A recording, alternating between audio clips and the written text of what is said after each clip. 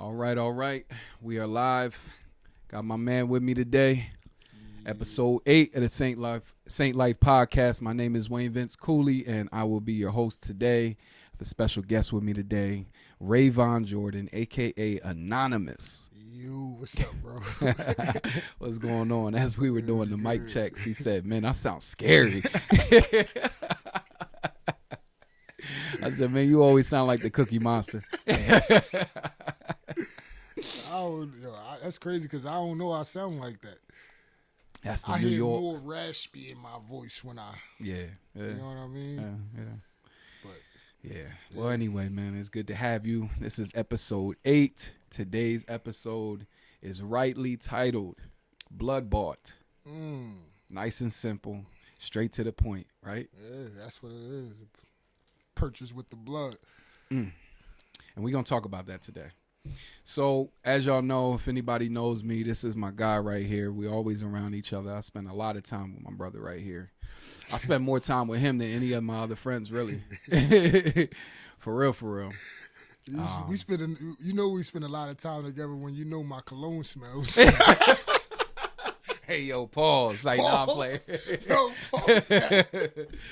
Nah, man. I always say, man, he walk in the room like a Muslim, man. You can smell him from a mile away, yo. He always got the smell goods on. So, anyway, man, we're right here in the church office.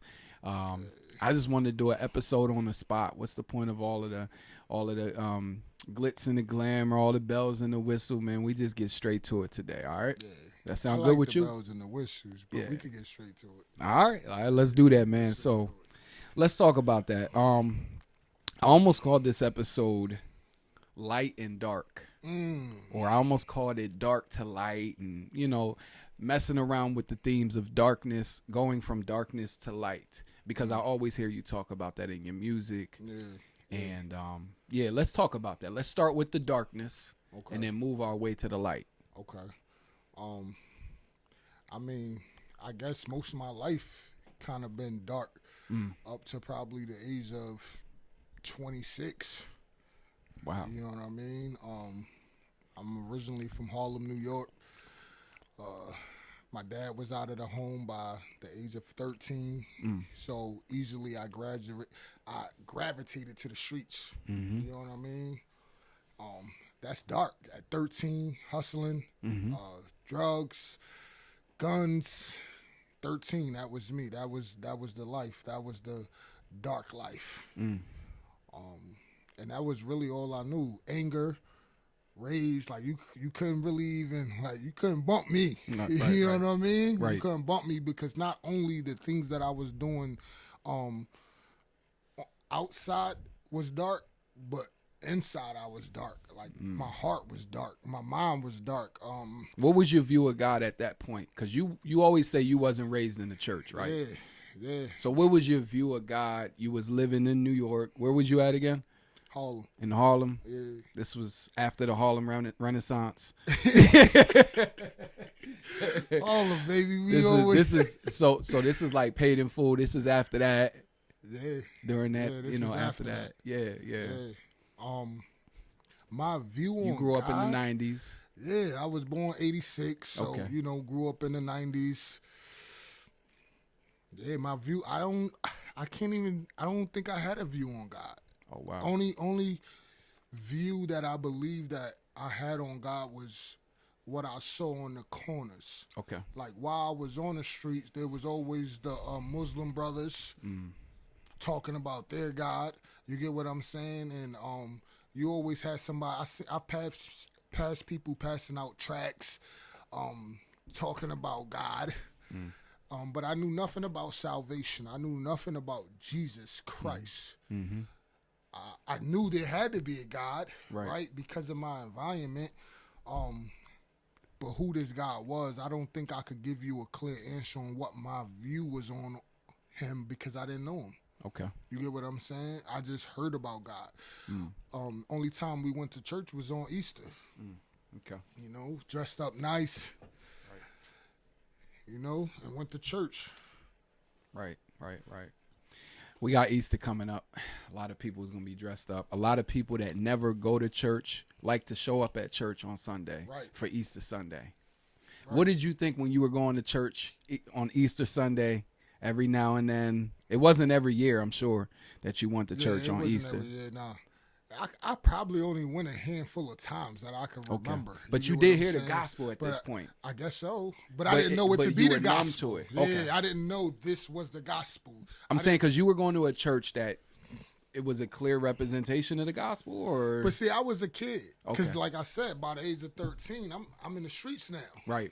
So when I could put together things for myself, everything that I was getting was from the streets. Okay. When I'm talking about going to church on Easter, I'm talking about 9, 8, 9. You get what I'm saying? Those years. And I guess I was hearing the gospel, but I have no recollect of those moments wholeheartedly. Like, I can't really tell you what those times in my life was like.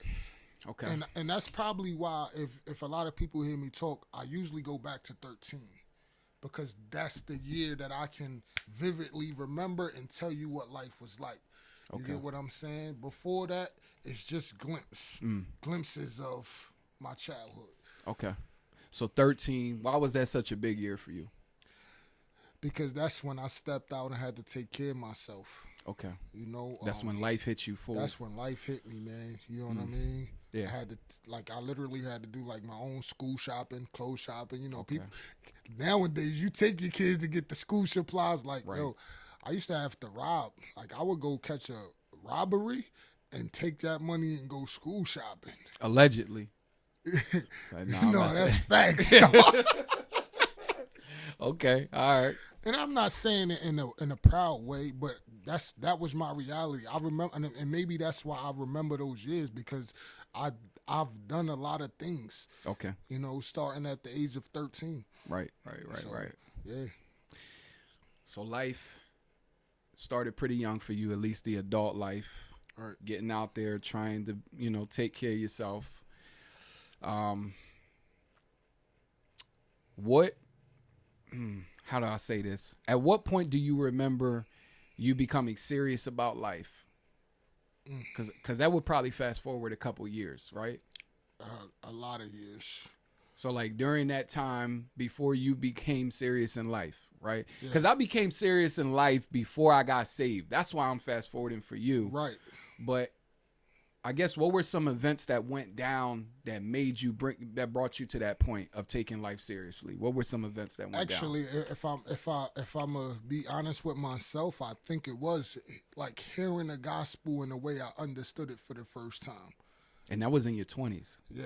So you went all those years. Well, let me say this. In my 20s is when I received the message of the gospel. Okay. All right. You get what I'm saying? Yeah. But I remember I was 17. I first came out to Lancaster, PA. I was 17 years old, and I went to a church out in Mount Joy. I'm not sure of the church, but my family that already lived here, they was going to churches out in Mount Joy. The school bus would pick them up and take them all the way out there, bro. You get what I'm saying? And the pastor of that church had a big house with yards. He used to let young men come work in his yard and make a couple dollars. Yeah. And I'm fresh out of New York. I come out here. Only reason why I went was because my auntie wanted me to go. Okay. You get what I'm saying? But I remember. Shout out to the aunties out there. Yeah. Dottie, what's up? But I remember, bro, I sat in the back. I can't remember what the message was, but it was about Jesus, and I sat in the back and I cried. With a stone face. Like I remember sitting and just crying. You know what I'm saying? And I'm 17 years old at this time. And I think at that moment I began to take life a little bit more serious. But I was still ignorant. Okay. Got you. So you was living a life of crime, living a life of sin. You had kids by this point. Yep. How old were your kids? Well, I had kids by the age of 21. I had my first daughter I had at 21. Okay. You get what I'm saying? Okay. I probably took care of a lot of kids before this time. You know what I mean? Right. If I'm being honest. That's that type of lifestyle. Yeah, that type of lifestyle, exactly. But I didn't have any of my own until I was 21. 2021. Okay. Got you. Okay. And that made, and I think that was probably the next stage in my life where I got a little bit more serious, but still ignorant. You know, I like to kind of walk through people's testimony because it's easy to just be like, man, when I was 26, that's when I saw the light of Christ. Yeah. Like, people don't realize what they're going through now is going to lead to the next season in their life. Right. And there's some of us that maybe it's discouraging when people around you or people that you love, it just seems like your prayers are never going to get answered for their life, where you're praying that they would come to Christ and they just keep on hitting wall after wall and hitting low after low. Yeah. And it seems like, yo, are they ever going to come to Christ? Is my prayer ever going to get answered? I'm sure there might have been somebody praying for you, somebody that cared for you and was waiting to see your breakthrough. Yeah. And it took a long time to get a breakthrough. Yeah. So, like, those of you that are watching this right now, feel encouraged. Be encouraged that, you know, God has mysterious ways of working, and, you know, you could be praying for something and not receive an answer for that till 20 years later, something like that. Facts. I believe that throughout, looking back now, I could say God was working the entire time. Right. Even while I was ignorant, even when I didn't know the gospel or know what salvation even meant, bro. Like, for real, a lot of, like, most of my life in New York, I can't talk this talk. Right. You get what I'm saying? Jesus Christ, salvation. I can't talk that talk when I'm speaking on that part of my life. But when I look back now, I see how God kept me. Because there was moments in my ignorance I should have been dead. Got you. You get what I'm saying? So when I finally came to the point of understanding the gospel, all the glory from those moments in my life went to him. You get what I'm saying? Yeah. Even when I didn't know him, I'm like, oh, he get accounted for that. You know what I'm saying? And I don't really recall having someone come alongside me and praying for me and really talking that talk until I went to prison. So how old were you at that point? First time I went to prison, I was 18. 18. Yep. And I probably went almost every year after that. Dang. I probably was in prison almost. Repeated offender. Yeah, repeated offender, bro. Some of them not long stays, some of them a couple months. You get what I'm saying? And you didn't care that you was going to jail often? Like, that didn't bother you? It just was a way of life? Did you just accept that as that's just how life is going to be? I would have to say, yeah. Wow. I would have to say, yeah. I like, every time I went to jail, I thought I could do the time. Like, I prepared myself mentally to adapt to what it was. You know what I mean? Even when I got arrested and went to a holding cell, right, my whole mind just changed to whatever was whatever. You know what I mean? Like, that was me. Do what you got to do to get by. Do what you got to do. Like, okay. if I'm in here, I know what it is when you come in here. So what flipped at 26? I guess I was tired, bro. Okay. You know what I mean? Yeah. At 26, it was real. I had 3 kids at this time. You know what I mean? Still doing the same thing. Nothing has changed, and I think that is what kicked. That nothing has changed. Okay. You know what I mean? And you heard the gospel at 26, and this was the first time you heard the gospel and accepted it. And accepted it as true. As I accepted it in a way where I begin to apply it. Okay. So now, to the best of my ability. Now it's now you're acting in faith. Yeah. And I didn't even know how to do that correctly. You get I was about what to say, saying? how did that look for you? Because it doesn't always look the same person to person. How did that look to you? How did that look for you when you say you responded in faith? Like, did you automatically stop smoking? No. Okay. No. So then it was progression. It was steps. But it was progression. I think the key thing for me was reading. Okay. Gotcha. It was the word of God. Right, reading. Right. Being a part of a church. Like, really, I wanted to go to church now. Okay. This is when I know it's real, and it's not just Easter Sunday now. Yeah, it ain't Easter Sunday. Okay. Like, right. I heard about this program they got, and I went in on it. Right. I want to go and learn about what the men's group, the men's breakfast. Like, now I'm starting to desire to be a part of those things. But you were part of a community where you felt like you could grow in this community, or was it tough for you? No, I definitely was a part of a community where I felt like I was at worship center, Okay. and That's crazy though that you felt like you could grow in this place like the worship center because it's a different environment than the one that you grew up in. But I think that's exactly why I felt that way, because it was something I never had. Okay.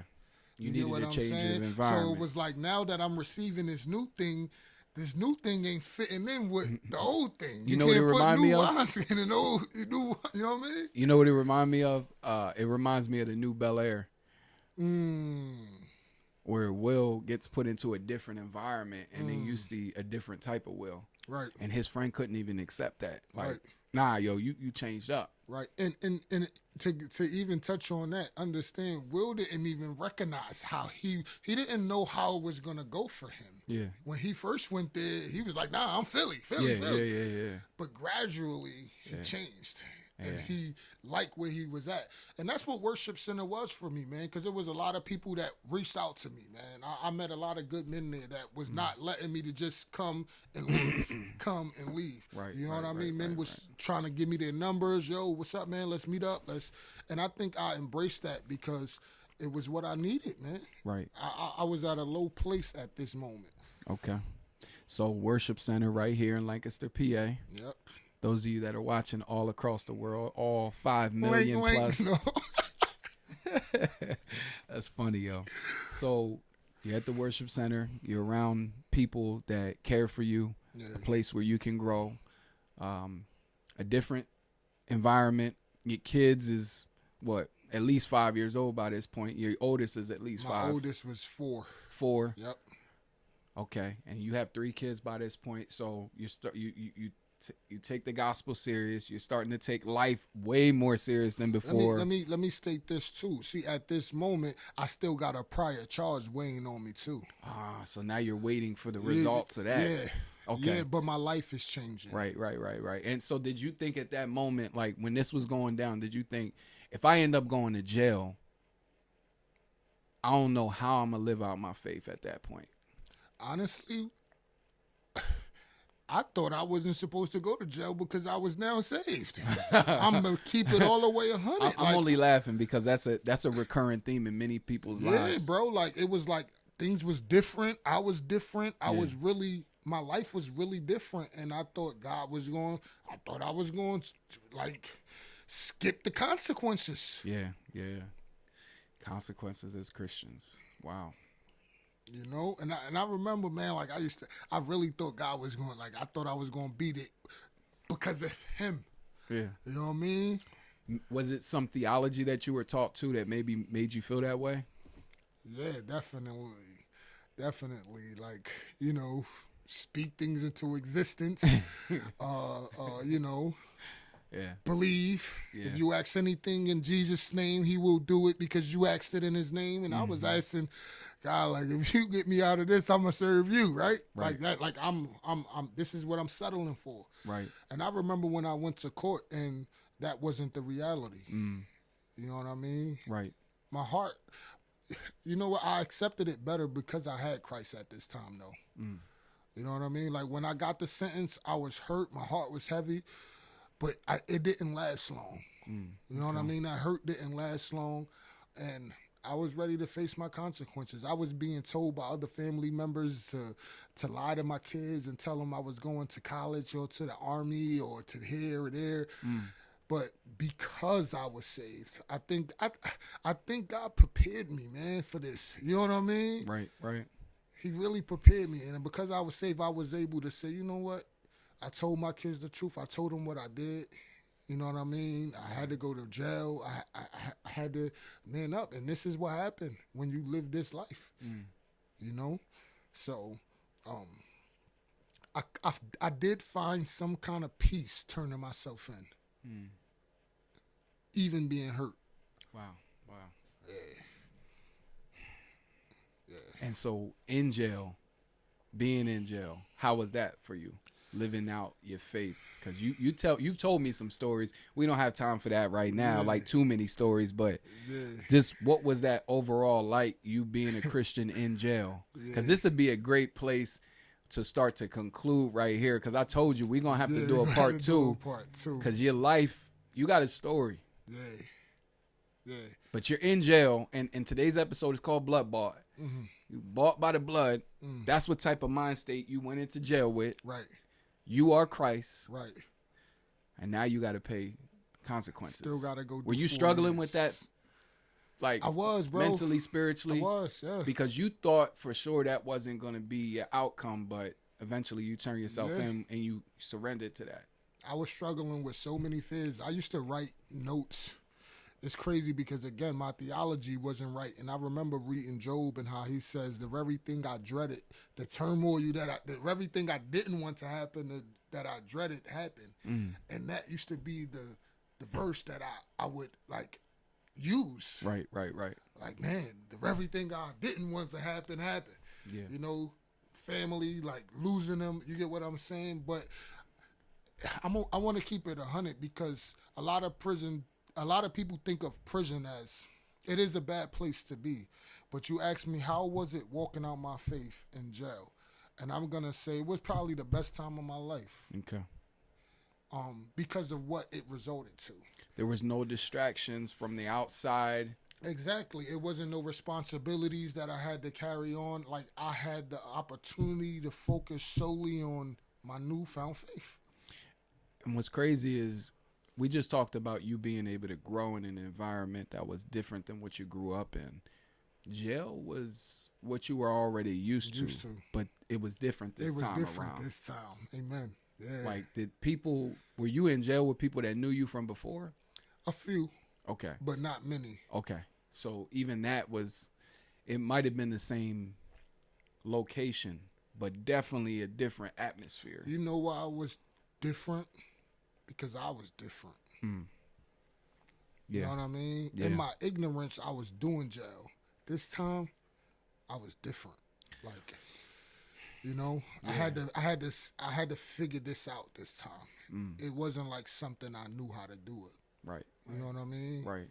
So, yeah, that's what made it different than all the other times because I was saved.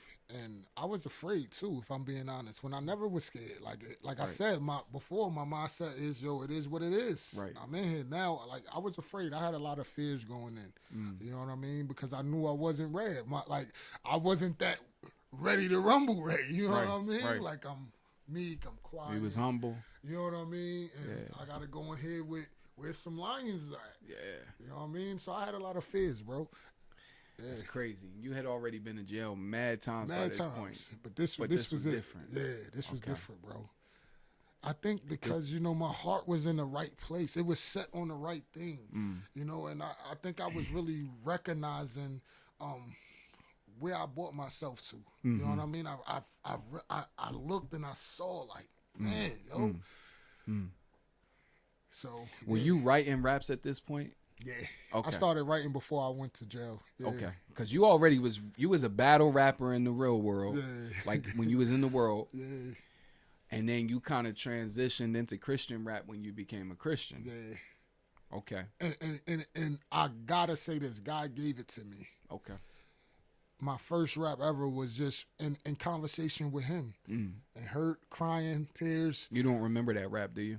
I remember it was to the world, I'm a prisoner. Lord, set me free. To this world, I'm a prisoner. Lord, set me free. Break my chains, save my soul. If you love me, to the cross is the only place to go. Yeah. I don't remember the verses, but that was my hook. But that was my cry. I felt. Was that off of Signed and Delivered? Nah, it was before Signed and Delivered, but I used the verses from that joint on to Signed and Sealed. Okay. Yeah. Signed and Sealed. First project. Signed and Sealed. I said Signed and Delivered. Signed and Where'd I get that from? That was same tomato. Right. He signed, sealed, and delivered, right? Maybe that's how I was thinking. Signed, sealed, delivered. I'm yours. Baby, I'm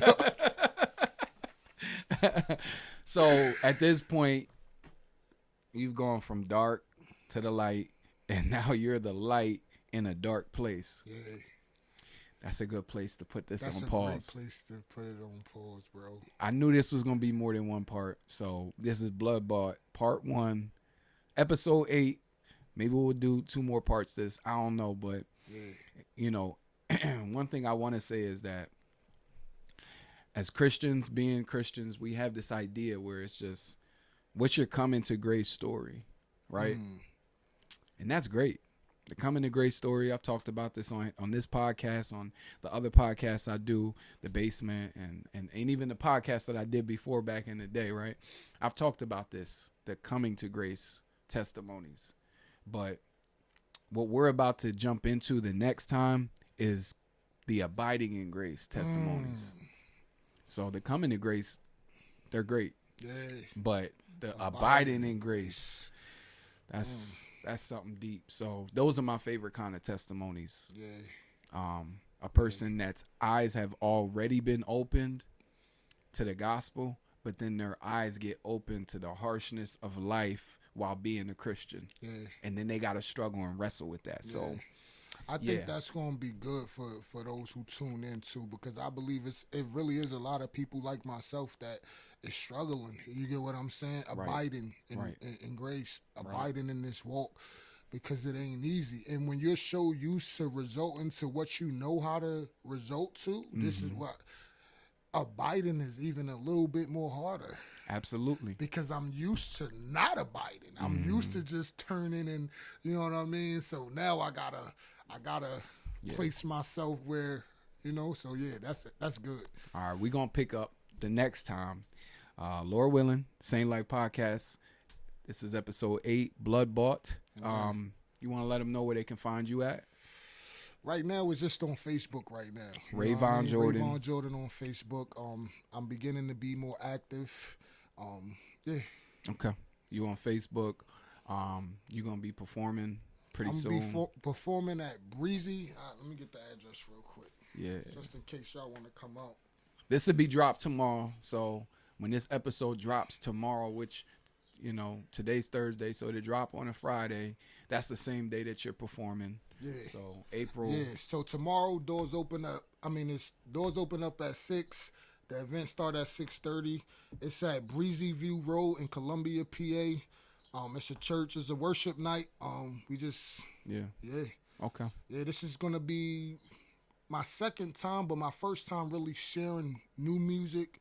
It's gonna be my first time sharing music for a few years now. Okay. So it took a little break, which we're gonna get into later on. All that, why he had to take the break, and there's so much to really unpack. So check him out, Rayvon Jordan on Facebook, and share this.